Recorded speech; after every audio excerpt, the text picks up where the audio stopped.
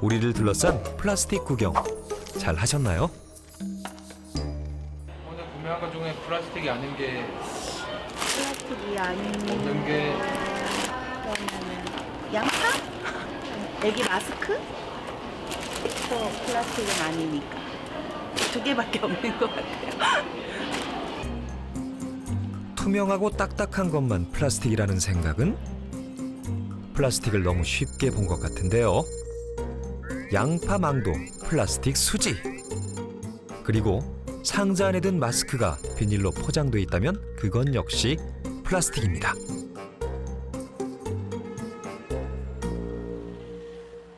누구세요? 감사합니다. 수고하세요. 그나마 이거라도 있어야 좀 숨통이 트인다고나 할까요?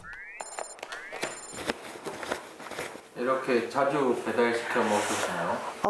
자주는 아니고 한 일주일에 한두 번인데 자주일까요? 오늘 만들어서 바로 배송되는 반조리 상태의 국과 반찬. 하지만 왠지 꺼림칙한 일회용품은 즉시 교체됩니다. 그럼 옮겨 담고 가끔씩 신랑도 모를 때도 있고. 플라스틱 용기에서 벗어나자마자 또다시 플라스틱. 비닐도 합성 플라스틱입니다. 김치 썰 때도 비닐이 유용하다는 건 아는 사람은 다 아는 비밀이죠. 비닐 장갑 같은 경우에는 그러니까 위생 장갑은 하루에 한 6, 7개 정도 쓰는 것 같아요. 지퍼백도 많고 비닐을 많이 쓰니까 비닐이 이곳저곳에 있어요. 필수품이죠, 필수품. 우리 집 얘기이기도 하죠. 비닐 없는 주방, 플라스틱 없는 주방은 상상만 해도 불편합니다. 역시 어디에 담기느냐는 소중합니다. 이제야 플라스틱이 사라졌나 했더니 훅 하고 들어왔네요. 어디 이뿐일까요? 그 맛 좋은 김은 물론 플라스틱 없이는 물도 못 마십니다. 1일 1페트병은 기본이죠. 지금 이제 3일 됐는데요. 제가 일요일날 버렸거든요. 근데 지금 이만큼 찼어요. 어떤 것들이 좀 제일 많으신 것 같아요? 저희가 김통이랑 그다음에 이거는 식용유, 그다음에 물티슈 캡도 많고요. 그다음에 목욕용품, 애기 음료수. 플라스틱 사용에는 아이도 한몫하는데요. 가볍고 던져도 안전하니 이만한 게 또 없거든요.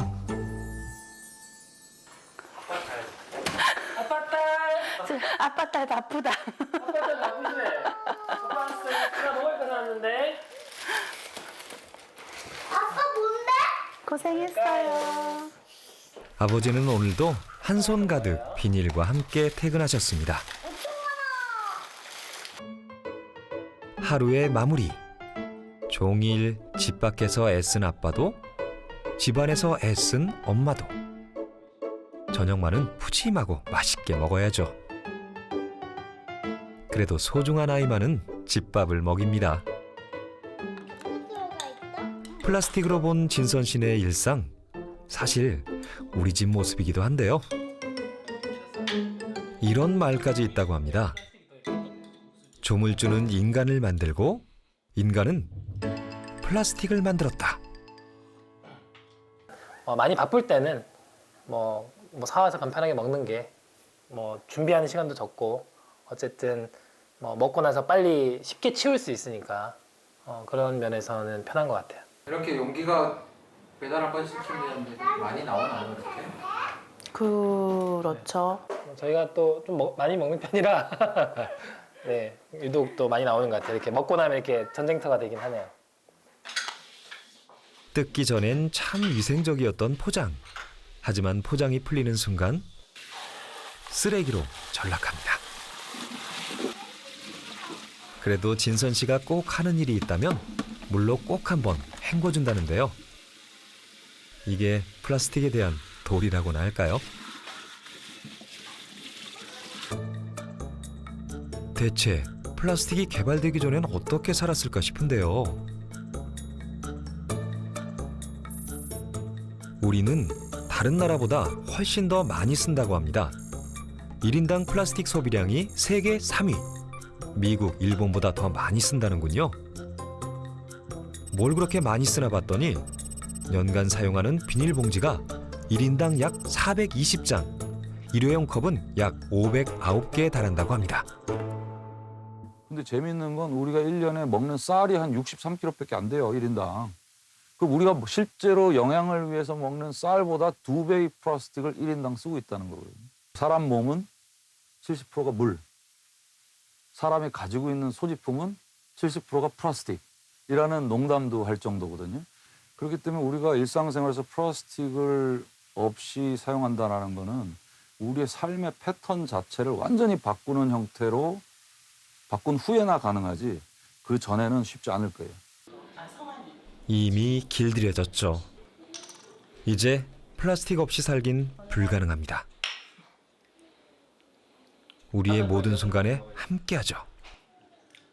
그래도 한 가지 믿는 구석이 있다면 녀석은 재활용이 된다는 점인데요.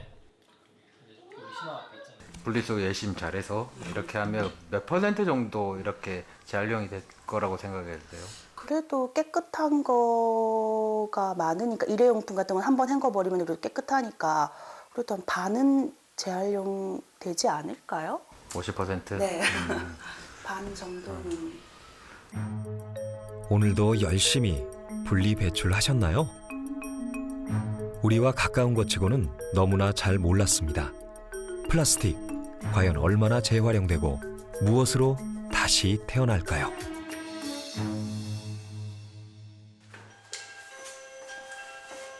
네, EBS에서 왔습니다.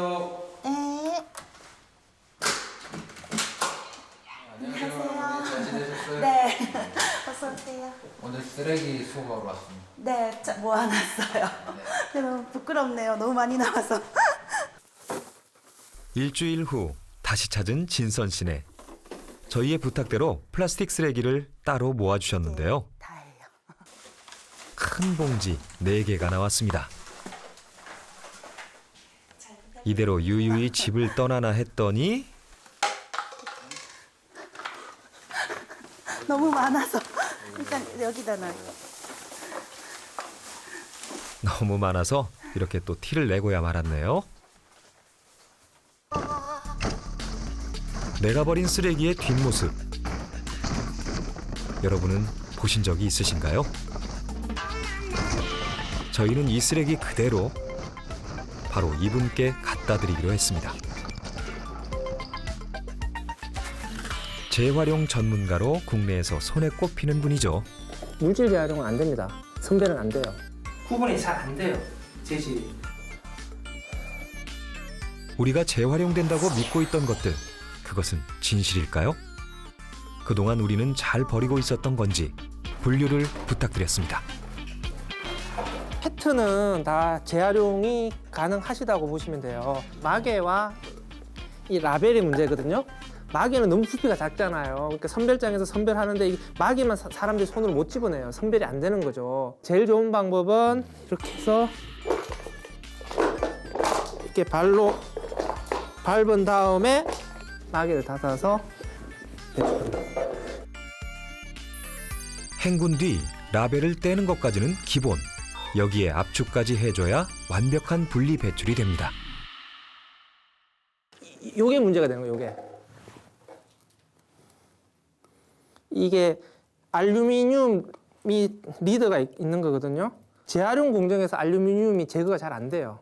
그래서 재활용 공정에서 알루미늄 조각들이 플라스틱 녹이는 데 섞여 들어가서 문제를 일으키거든요. 지금껏 버렸던 방법과는 좀 다른데요. 그냥 분리수거함에 던져버리면 끝이 아니었습니다. 이런 것들은 소비자들은 마치 플라스틱으로 생각할 수 있어요. 하지만 절대 재활용 안 됩니다, 이런 거는. 예, 플라스틱이지만 이거는 뭐 어떤 재질인지도 모르는 거고요. 이것들은 워낙 복합 재질이고 어떻게 재활용할 수가 없어요. 이것들은 물질 재활용, 선별장에서 재활용 안 되는 공정이기 때문에 이런 것들은 당연히 종량제 봉투에 집어 넣으셔야 되는 품목들이고요. 빨대는 되는 거 맞죠? 이거는 분리배출 표시가 되어 있는 포장재도 아니에요. 그냥 플라스틱 제품이잖아요. 이런 것들은 그 부피가 굉장히 작잖아요. 이런 것들은 분리배출 하시더라도 선별장에서 선별이 안 돼요. 그냥 쓰레기로 빠져나가요. 재활용의 세계, 거참 알면 알수록 더 모르겠는데요. 헷갈리실 땐 일단 이 표시를 확인하시면 됩니다. 이게 없다면 가야 할 곳은 종량제 봉투입니다. 라면도 보세요. 분리배출 표시 다 돼 있잖아요. 스프에서. 비닐류라고 해서. 그동안 숱하게 먹었던 라면, 스프 봉지는 어디에 버리셨나요? 스프의 경우에 안에 염분이 소금기가 들어가 있기 때문에 요 스프 봉지까지도 다 씻어라라고 까지 얘기하면 원칙은 그렇습니다. 아, 난감합니다. 쓰긴 쉬워도 다시 재활용되기가 이렇게 어려운 거였군요. 그대로 페트 재질이거든요, 이게. 이게 근데 이런 게 디스펜서라고 하는 거예요. 근데 이 디스펜서 안에는 특히 샴푸나 세제나 이런 디스펜서 안에는 금속 스프링이 들어가 있어요. 그래서 이게 재활용 공정에서 기계의 날을 상하게 만들거든요. 그래서 이 디스펜서가 되어 있는 경우에는 반드시 제거하셔야 돼요, 이렇게. 왜 그동안 아무도 알려주지 않았을까요? 제거를 하셨어요. 아니, 저만 몰랐던 건가요? 금속 분리가 안 돼 있을 경우 그냥 폐기될 가능성이 높다는데요. 오늘의 교훈은 같은 물건도 빼서 보자입니다. 이렇게 되어 있는데 이런 거는 저건 딸기 먹고 나면 나오는 거잖아요. 이거 재활용 안 돼요. 저희가 이런 거 봤을 때 그런 건 스티로폼 같은 포장지 스티로폼 아니에요. 스티로폼처럼 보이지만 우리가 아는 스티로폼과는 다른 재질이에요. 그래서 이거는 절대 스티로폼에 넣으면 안 돼요. 그냥 종량제 봉투에 넣으시면 돼요. 이럴 수가. 지금까지 잘못 버렸던 게 한두 개가 아니네요.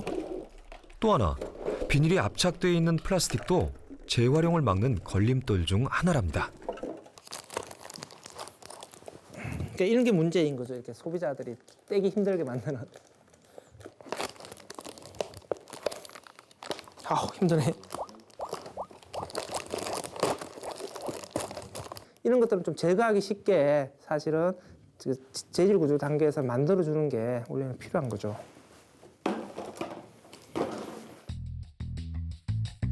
우리가 한 분리 배출은 재활용의 시작일 뿐이지 결코 끝이 아니었습니다. 한두 번 더 전문가의 손을 거치고 나서야 그나마 이 정도의 결과를 얻을 수 있었는데요. 사람들의 삶의 수준들이 계속해서 높아지면서 위생에 대한 관심도가 굉장히 높습니다. 그렇기 때문에 점점 더 깨끗한 것을 찾게 되는 것이고요. 그 깨끗하게 위생적으로 물 관리하기 위해서는 일회용 포장재로 한 번 싸고 두 겹으로 세 겹으로 싼 다음에 사용하고 난 다음에 그걸 버려버리면 위생 관리 측면에서는 가장 탁월하거든요. 지금 현재 플라스틱은 워낙 많은 재질들이 복합적으로 사용되고 있기 때문에 기술적으로 물질 재활용하기가 굉장히 어렵습니다. 물질 재활용하는 금만을 한정해서 보게 되면은 30%에서 40% 정도의 재활용률을 보일 것으로 추정이 됩니다. 깨끗하게 씻어서 버렸는데 왜 이렇게 낮은 걸까요? 페트병을 예로 들면 재질이 다른 뚜껑부터 색상, 라벨, 접착제까지 모든 게 다 걸리죠. 복합 재질, 진한 색상도 추가 공정이 필요한데요. 수익률은 떨어지고 재활용되더라도 품질이 낮습니다. 페트병을 만약에 분리수거를 하면 이게 다른 페트병으로 태어날 거라고 많이 생각을 하시는데 사실 그렇지 않거든요. 이게 동일한 재질의 플라스틱으로 분류가 돼서 좀 더 낮은 질의 다른 그 합성 제품들로 이제 탄생을 하게 됩니다. 그래서 결국 재활용이 계속해서 무한정 될 수 있는 것도 아니고요. 재활용으로 처리를 하기에는 우리는 이미 너무 많은 플라스틱을 소비를 하고 있고 그리고 너무 많은 쓰레기들이 나오고 있어요. 그래서 결국에는 이거를 소비를 줄여 나가는 이런 노력들이 지금 필요한 시점입니다. 그런데 좀 의아한 물건이 하나 있습니다. 커피 마실 때 쓰는 이 투명한 일회용 컵은 왜 재활용이 힘들다는 거죠? 1일 1커피의 생활화.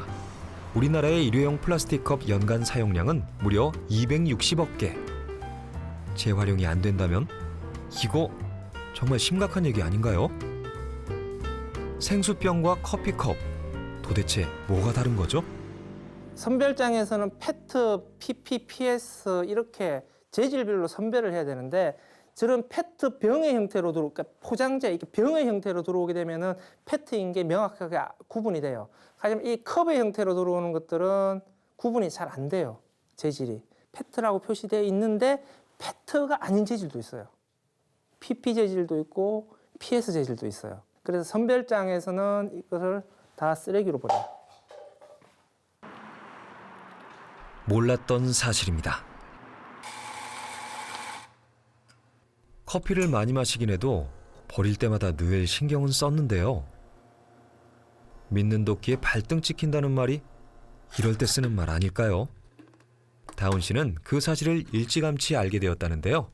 그래서 이곳엔 아예 일회용 컵이 없습니다. 대신 텀블러를 사용하죠. 스테인리스 빨대부터 유리 빨대까지 빨대도 일회용은 없습니다. 아껴 쓰자가 아니고 안 쓰자입니다. 저 스스로가 테이크아웃 컵을 굉장히 많이 버렸었어요. 근데 회사를 다닐 때 하루에 습관적으로 3잔 정도를 마시고 그거를 버렸었는데 저뿐만이 아니라 거의 모든 사람들이 그렇다 보니까 정말 많이 버려져서 쓰레기통이 꽉 차고 그 위로도 꽉 차서 버릴 데가 없을 지경이었거든요. 그렇다면 이 빌딩에서 도대체 몇 개가 나오는 거지? 그래서 이제 재작년에 그걸 쓰레기차를 따라가 봤어요. 이걸 쓰레기차의 뒤를 밟기 시작한 이후로 그녀의 삶이 달라졌습니다. 인터넷도 누구도 알려주지 않았던 일회용 컵 재활용.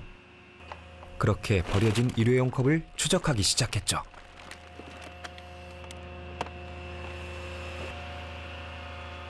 우리가 공식적으로 쓰레기를 볼 수 있는 건 수거할 때까지. 여기까진 다들 보셨죠? 우수수 낙엽처럼 플라스틱이 나부끼는 현장. 1000세대의 아파트를 예로 들면 일주일에 1.5톤 정도의 플라스틱이 나온다는데요. 다운 씨의 일회용 컵 추적기, 저희도 한번 뒤따라가 보겠습니다. 먼저 향하는 곳은 재질별로 분류하는 선별장. 산더미 같은 플라스틱이 몇 분 만에 사라지죠. 이런 식으로 이제 쓰레기가 지나가고 나면 우리가 생각하는 것처럼 정말 뭐 쓰레기를 하나하나 분리를 하고 있을 수가 없잖아요. 다 테이크아웃 컵은 애물단지라고 하시더라고요. 뭐 여기에 이제 보면은 뭐 테이크아웃 컵도 있고 우리가 재활용이라고 생각하고 버렸던 것들 한 반은 이렇게 버려지는 거죠. 출처와 재질이 불분명한 일회용 컵과 달리 그래도 대접받는 건 페트 재질. 플라스틱은 그 외에도 비닐 같은 필름류, 스티로폼 등으로 나뉘는데요. 일회용 컵은 별도로 모아지지 않습니다. 많아도 쓸데가 없는, 한마디로 계륵 같은 존재죠. 테이크아웃 컵은 많이 섞이면은 결과물의 품질이 안 좋아지기 때문에 어느 정도 섞이는 건 괜찮지만 이게 너무 일정량 이상 많이 섞여 있다. 그럼 이걸 또 골라내는 작업을 하신다고 해요. 브랜드 로고가 인쇄돼 있으면 그 또한 제거 대상. 그저 어딘가로 딸려가면 그나마 다행이라는군요. 압축된 플라스틱은 파쇄와 세척 과정을 거친 뒤 이렇게 플레이크 형태로 다시 태어나 재탄생 준비를 마칩니다. 테이크아웃 컵의 경우에는 품질이 안 좋기 때문에 투명이긴 해도 잡색에 섞이게 되거든요. 그래서 검정 완료를 넣어서 이런 식으로 부직포, 솜이 되는 거고 최종적으로는 자동차 바닥재 같은 걸 만드는데 여기에 이제 테이크아웃 컵이 섞여 있을 비율은 얼마 되지 않고요. 플라스틱의 여정, 생각보다 가시밭길인데요. 그렇게 버려지고만 일회용 컵은 지금 다 어디로 갔을까요? 값이 싸다는 거는 참 좋은 거죠, 경제적으로는. 근데 문제는 이 값이 싸기 때문에 재활용이 힘들어요.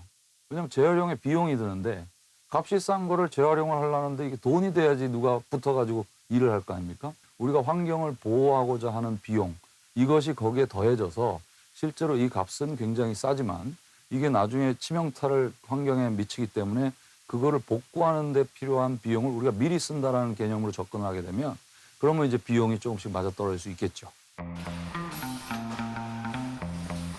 20세기 인류의 가장 위대한 발명품. 가벼우면서도 튼튼하고 잘 늘어나면서도 질긴 천의 얼굴.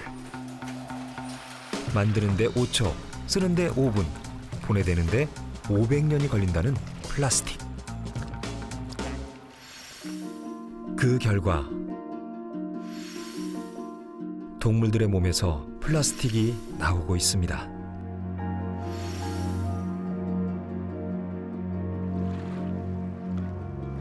미국 하와이와 캘리포니아 사이 북태평양 쓰레기 섬을 아시나요? 점점 커져서 이제는 한반도의 7배에 달한다고 하는데요. 떠다니는 쓰레기의 80% 이상이 플라스틱이라고 합니다. 그런데 더 놀라운 사실은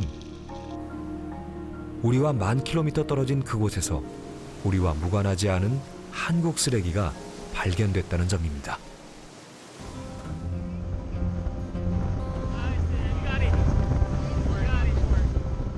지난해 10월 환경 탐사 중에 우연히 한 플라스틱 용기가 발견됐는데요. 다행인지 불행인지 그곳엔 한국인 항해사 김현식 씨가 타고 있었죠. Yeah. Except it had a handle. Yeah. And then Kim, I don't know if you can make this out on the bottom, but it's definitely not. It's not English. Is it Chinese? Japanese? Oh, that's shame. That's Korean. That's Korean. Yeah. This must be mayonnaise. Mayonnaise. 우리나라 플라스틱에서 주식회사 어디 이렇게 적혀 있었습니다. 당시 보트에 타고 있던 김현식 항해사와 문제의 그 마요네즈 통입니다. 어쩌다 이게 북태평양까지 갔을까요? 첫 번째로는 우리나라 주변을 흐르는 해류에 의해서 떠내려갔을 가능성이 있고 가깝게는 그 근처를 지나던 어선이나 상선에서 버렸을 수도 있고 또는 미국이나 뭐 필리핀 같은 다른 나라에서 우리나라 제품을 소비하고 버렸을 수도 있고요. 이게 사실은 제가 우연히 봤을 뿐이지 제가 못 본 수많은 우리 쓰레기가 또 있을 거 아닙니까? 또 그래서 이 쓰레기 섬과 우리나라가 좀 먼 관계는 아니구나. 환경감시선의 항해사로 일하고 있는 그는 1년에 2번, 3달씩 오염된 바다를 누비는데요. 부서지다 못해 죽처럼 변한 미세 플라스틱. 지금 우리 바다의 모습입니다. 어떤 사람 보고 가래 같다, 콧물 같다 이렇게 얘기하는데 그런 끈적끈적한 덩어리에 작은 알갱이들이 이렇게 들어있어요. 샤워젤처럼. 그래서 보면서 좀 되게 징그럽다 그런 생각이 들더라고요. 그러니까 나중에는 우리 어떤 그런 섬유같이 정말 작아져서 그 크기가 5마이크로미터라고 해서 우리 인간 세포보다 작은 거예요. 그러니까 그냥 물고기도 그냥 무심결에 그냥 섭취할 수밖에 없는 거죠. 이대로 방치하면 50년 후 바다에는 물고기보다 플라스틱이 더 많아질 거라는 무서운 경고도 나옵니다.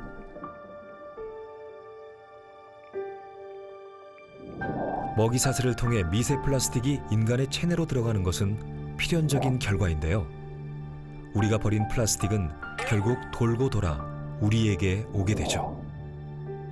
기적의 신소재로 칭송받던 플라스틱은 이제 인류의 생존을 위협하는 물질로 급부상 중입니다. 인류가 플라스틱이라고 하는 물질을 사용한 지가 지금 130년 정도밖에 안 돼요. 그리고 본격적으로 사용한 지는 60년 정도밖에 안 되고요. 지금 단계에서는 미세 플라스틱 우리 몸에 쌓이고 있고 그게 쌓였을 때에 우리 몸에 어떤 영향을 줄 것인지 우리가 전혀 예측이 안 된다라고 하는 사실 자체가 더 공포감을 불러일으킨다라고 생각을 합니다. 전 세계에서 한 해 생산되는 플라스틱 약 3억 5천만 톤. 그래서 한번 도전해 보기로 했습니다. 플라스틱 없이 살아보기. 과연 얼마나 버틸 수 있을까요?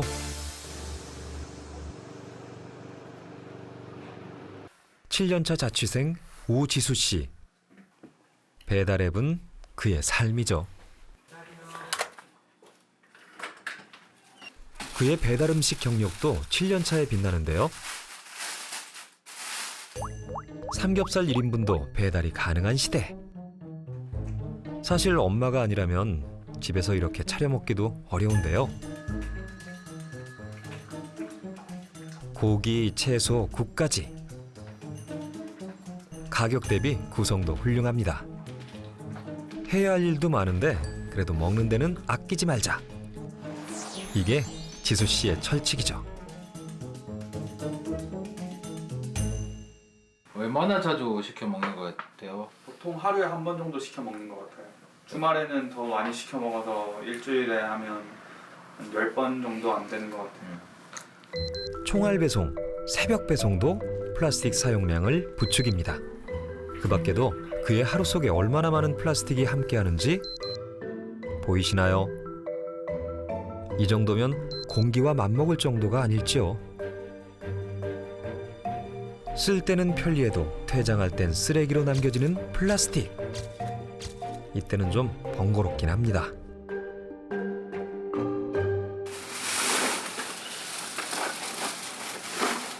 이게 플라스틱 모아놓은 곳이. 이게 얼마나 모은 거예요? 이게 한 열흘 정도 모은 것 같아요. 열흘? 네. 열흘인데 이렇게 많이 쌓여 있어요? 네, 물이랑 배달 음식을 많이 시켜 먹다 보니까 많이 쌓인 것 같아요. 이제 곧 버리러 가셔야겠어요. 만약 그의 삶에 플라스틱이 없다면 어떤 일이 벌어질까요? 그의 하루를 다시 시작해 보기로 했습니다. 이름하여 플라스틱 제로. 어느 정도 버틸 수 있을 거라고 생각하세요? 하루는 버티지 않을까요? 플라스틱을 너무 만만하게 보는 게 아닌가 싶은데요. 그걸 깨닫기까지 딱 3초 걸렸습니다. 초스피드로 실험 중단. 무심코 집은 이 샤워기 때문이었는데요. 이가 없으면 잇몸으로 플라스틱 재질의 샤워헤드 분리해주고 샴푸 대신 비누로 머리 감으면서 위기를 모면하나 싶었는데요. 왜요? 아, 진도 나가기 참 어렵습니다. 플라스틱 칫솔 대신 손을 썼지만 당신은 이미 플라스틱에 담긴 치약을 사용 중입니다. 지수 씨, 오늘 못 씻을 것 같아요. 참 상쾌한 아침입니다. 아침은 먹을 수 있겠죠? 아, 그런데 보기만 해도 한숨부터 나옵니다. 이것도 플라스틱. 이것도 플라스틱. 결국 그가 찾은 먹거리는 이것뿐입니다. 왜 시리얼 드시는데 우유는 안 드세요? 아까 봤더니 우유 뚜껑이 플라스틱으로 돼 있더라고요. 그래서 못 먹고 있어요. 이제야 플라스틱의 위대함을 실감합니다. 의식주 무엇 하나 제대로 할 수 있는 게 없는데요. 이번엔 또 뭐 때문일까요? 아, 믿었던 스마트폰 너마저 플라스틱이었구나.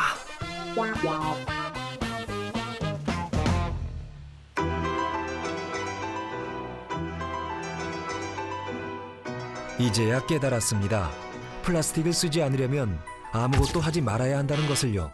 잠깐 해본 플라스틱 없이 살아보기. 그의 인터뷰는 이렇게 바뀌었죠. 플라스틱 없이 생활 못 할 것 같은데요. 절대 못 살 것 같아요. 지금 잠깐 주변을 둘러볼까요? 우리는 그야말로 플라스틱 세상에 살고 있습니다. 심지어 스타킹이나 옷처럼 플라스틱과 거리가 멀어 보이는 이런 것까지도 사실은 플라스틱. 플라스틱은 인류를 정복했죠. 플라스틱 없는 삶은 참 불편해 보이는데요.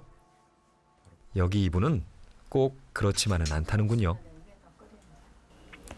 쓰레기통이 여기가 지난주에 버린 쓰레기 종량제 쓰레기고요. 그리고 이거는 재활용 모아두는 쓰레기통이요. 지저분하죠. 그리고 이거는 우유팩은 따로 모아서 버려야 된다고 해가지고 우유팩은 이렇게 모아두고 있어요. 언제부터 이렇게 모으신 거예요? 지금 있는 건? 이거는 일주일 정도 됐어요. 일주일이면 여기서 한 5분의 1 정도? 이 정도 찰 것 같은데요. 제가 여기 이사 온 지 지금 1년 11개월째예요. 다음 달이 이제 2년째인데 종량제 봉투 묶음으로 되는 거 딱 2번 샀네요. 일주일 전에 버리고 지금껏 안 버린 게 이 정도라니? 믿기 어려운데요. 그녀의 이런 삶은 3년째 이어지고 있답니다. 플라스틱으로 조금 힘든 동물들, 해양 동물들이 많이 이슈가 됐었어요. 그때 그거 보고 이거 좀 문제인데, 심각한데 이런 생각을 하고 있었는데 해외에는 이미 제로웨이스트나 플라스틱 프리나 이런 운동이랑 실천을 하고 있는, 적극적으로 하는 사람들이 많이 있더라고요. 그래서 나도 해봐야 되겠다. 그래서 그때부터 좀 시작을 하게 됐습니다. 그녀의 일상이 사뭇 궁금해지는데요. 일단 화장실부터 좀 들여다보겠습니다. 한눈에 봐도 참 단촐한데요. 그 흔한 샴푸, 치약 다 어디로 갔나요? 화장실에 응당 있어야 할 플라스틱 용기들이 사라졌는데요. 칫솔은 대나무, 치약은 가루입니다. 치약을 안 쓰시네요. 네, 치약 튜브가 쓰레기가 워낙 많이 나오고 해서 저는 가루 치약 쓰거든요. 뭐 섞은 거예요? 이게 베이킹 소다랑 죽염이랑 그냥 녹차 가루 정도 섞인 거예요.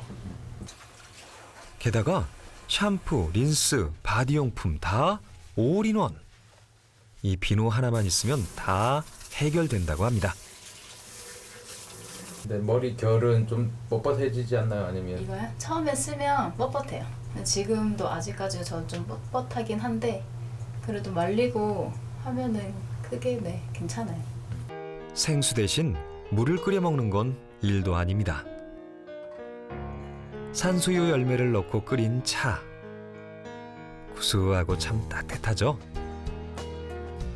꼭 필요한 물건이 있을 땐 대체할 만한 걸 찾는데요. 스마트폰 나무 거치대가 그런 것이죠. 그걸 찾아내는 재미도 쏠쏠한데요. 처음부터 쉽지는 않았다고 하네요. 시작 마음을 먹고 하루 만에 그냥 바로 무너졌죠. 평소처럼 음료수 사 먹으려고 마트를 갔는데 그냥 저도 모르게 그냥 이게 써버린 거예요. 어떤 걸 드셨어요? 그때 요구르트를 먹었습니다. 아니, 그 요구르트가 뭐라고? 그녀도 처음엔 하루를 넘기지 못하고 허망하게 무너졌다는군요. 이제는 제법 전수해줄 만한 노하우도 쌓였는데요. 장을 보기 전 그녀도 챙겨갈 게 있습니다. 주로 재래시장을 많이 가요. 네. 왜 재래시장을 이용하세요? 저희 집 앞에 마트도 있긴 한데 마트에는 비닐봉지를 다 포장해 놨더라고요. 그래서 그거 사오면은 비닐봉지 너무 많이 생겨가지고 그냥 아예 처음부터 비닐봉지 포장 안 돼 있는 시장으로 갑니다. 집 앞에 있는 마트 지나치기. 그거 생각보다 쉽지 않을 것 같은데요. 네. 전통시장 좋다는 말은 많이 들어봤어도 플라스틱 제로에 전통시장이 앞장서고 있는 줄은 민지 씨 덕에 알았네요. 사장님, 저희 브로콜리 좀 주세요. 비닐 없으면 여기 담아주세요. 브로콜리 하나만 담아주세요. 한 손에 든 비닐봉지가 왠지 머쓱해지는 느낌입니다. 고맙습니다. 비닐봉지 없이도 장보기가 가능하다니 좀 낯선 풍경이긴 한데요. 그냥 가방에 바로 담아갈게요. 네. 이걸로 하나. 아마 이곳이 마트였다면 비닐봉지 벌써 몇 번은 나왔을 겁니다. 고맙습니다. 이거 하나만 주세요. 상인분들도 처음엔 멈칫 의아해하셨죠. 쓰레기 대란 일어나기 그 전에는 막 이게 더 깨끗하다고 담아주세요. 근데 지금은 조금 인식이 바뀌셔가지고 요즘에는 비닐봉지 많이 안 쓴다고 그냥 그렇게 불편함 없이 담아주시기도 해요. 방금 장을 보고 왔지만 일회용 쓰레기는 하나도 남지 않습니다. 채소 볶음은 내일 그녀가 회사에서 먹을 도시락인데요. 쓰레기를 줄이니 낭비가 줄었고 삶도 더 건강해졌죠. 유나 뜬다는 말 많이 들으셨어요? 처음에는 저렇게 한다고 뭐 세상이 바뀌어? 혼자서 한다고 해서 당연히 이 전체를 다 바뀔 순 없죠. 근데 해야 한다고 생각해요. 안 쓰고 싶은 소비자들이 많아야, 그리고 원하지 않는다고 하는 생각들이 있어야 위에 유통하는 단계나 정책적인 거나 그런 것들도 좀 받아들여진다고 생각해요. 플라스틱 어택! 지금 전 세계 사람들이 플라스틱 제로를 외치고 있는데요. 생활 속에서 배출되는 플라스틱 쓰레기를 최소화하자는 운동입니다. 혹시 이 사건 기억하시나요? 지난해 11월 필리핀의 환경단체는 우리를 향해 시위를 벌였습니다. 필리핀에 수출한 쓰레기를 다시 가져가라는 것이었죠. 이는 국제적 논란을 일으켰습니다.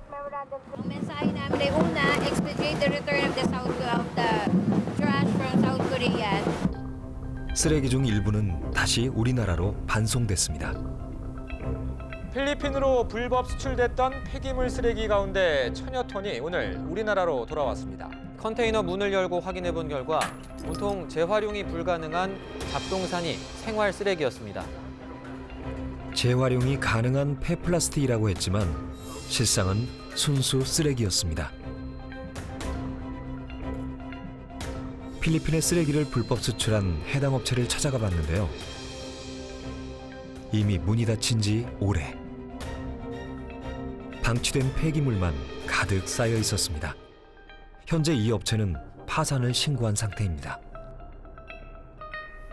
그래서 저희 환경부는 평택시하고 긴밀하게 이제 협의를 해서 그 불법 수출한 원인자에게 조치 명령을 지금 내린 상태에 있고, 재활용할 수 있는 부분은 최대한 재활용을 하고 안 되는 부분들이 이제 소각적으로, 그리고 소각하고 난 뒤에 이제 매립적으로 그런 식으로 이제 가야 될 것 같고요. 왜 이런 어이없는 일이 생긴 걸까요? 17만여 톤. 의성에 있는 쓰레기 산입니다. 재활용이 되지 않는 플라스틱은 매립을 하거나 소각 처리를 해야 하는데요. 쓰레기는 이미 전국적인 포화 상태. 소각해도 매립해도 문제는 남습니다. 완벽히 사라지지 않죠. 플라스틱을 소각을 하게 되면은 이제 규모는 줄어들겠죠. 하지만 그 소각을 하는 과정에서 공기 중으로 유독 물질들이 이제 배출이 되고 미세먼지가 또 배출이 되면서 저희 건강에 또 그 악영향을 미치게 되고요. 그리고 매립을 하게 되면 매립지에서 침출수가 나오고 또 이런 악취 같은 문제로 주변 주민들이 또 많은 고통에 시달리고 계시잖아요. 눈앞에서 사라졌다고 해서 이 플라스틱의 오염이 사라진 게 절대 아닙니다. 전국에 이렇게 방치된 쓰레기산이 최소 235곳에 이른다고 하는데요. 쓰레기 양은 120만 톤에 이른다고 합니다.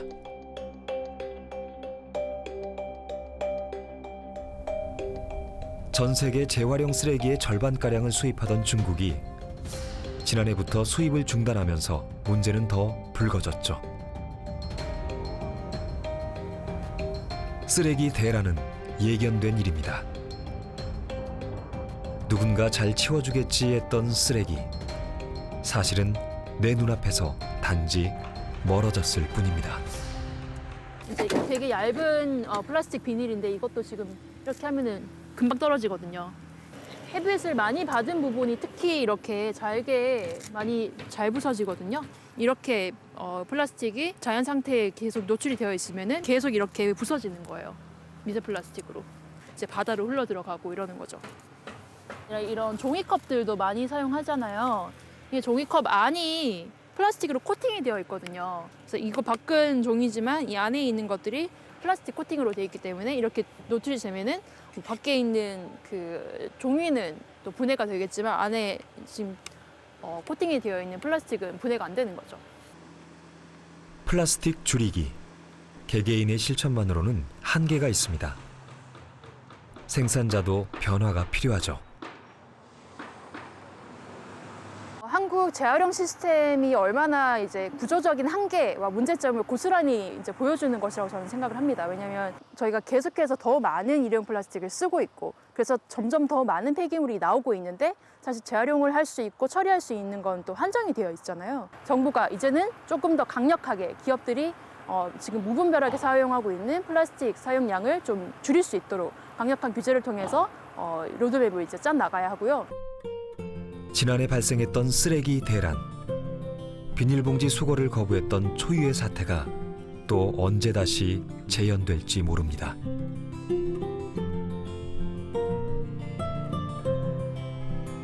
조금은 달라져야 합니다.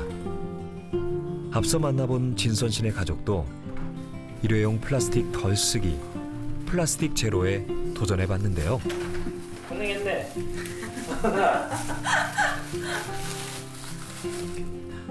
정말 고생 많으셨네요. 같은 집, 다른 느낌. 의식을 하고 나니 이렇게 달라졌습니다. 이제 스티로폼 빼고 나면 뭐 평소에 반이 아니라 뭐 한 10분의 1, 15분의 1 정도 될 것 같은데? 너무 줄었는데? 줄어든 만큼 제 마음의 부담도 좀 줄어든 것 같아서 너무 좋습니다. 더 열심히 노력해 볼 걸 후회가 좀 들어요. 택배를 왜 시켰을까 이런 생각들. 택배 없었으면 더 적어 보였을 것 같은데 그러니까 후회가 조금 남는 도전인 것 같아요. 2019년 3월 13일부터 플라스틱 줄이기 실험에 도전합니다. 어떻게 얻은 결과냐고요? 일단 생수 대신 물을 끓여 먹는 약간의 불편함을 선택했죠. 옥수수 차물을 다 끓여서 넣었습니다. 도전 기간 동안에 총 2번의 옥수수 차물을 끓였네요.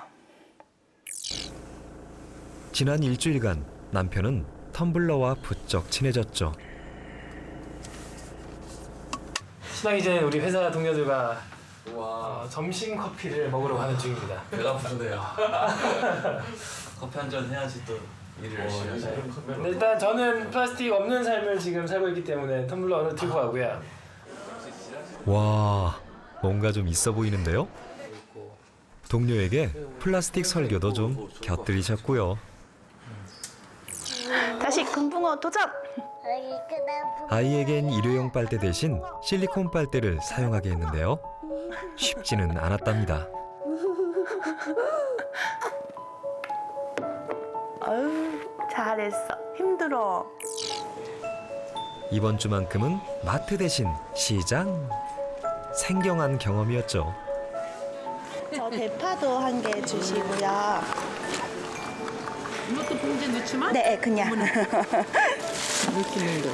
그리고 알았어, 손을 빼. 저건 김무침이에요? 김무침.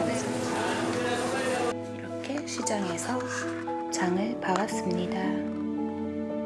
어머니는 일주일 힘드셨어요? 뭐 힘들다라고 표현해야 될지 모르겠지만 좀 많이 불편했어요. 비닐을 마음껏 쓰지 못하는 거. 그렇죠. 비닐은 원래 마음 놓고 쓰는 맛이죠. 앞으로도 이 생활을 계속하라고 하면 좀 갑갑할 것 같긴 합니다. 불편함을 감수해야 하죠. 한 가지 깨달은 바는 있습니다. 우리 플라스틱 참 많이 쓰고 있다는 점. 플라스틱 가득 찬 지구에서 우리 아이가 살아가야 한다는 점이죠.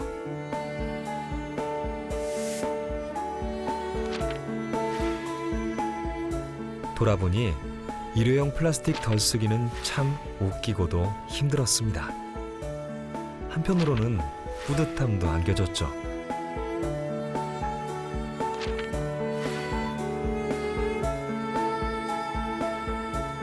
그런 게 있잖아요. 이제 어떤 몸이 편해지고 뭐 이런 것도 있지만 실제로 내가 어떤 환경 보호나 또는 내 스스로 삶의 가치가 좀 좋아진다는 그런 생각이 조금 생기긴 하는 것 같아요.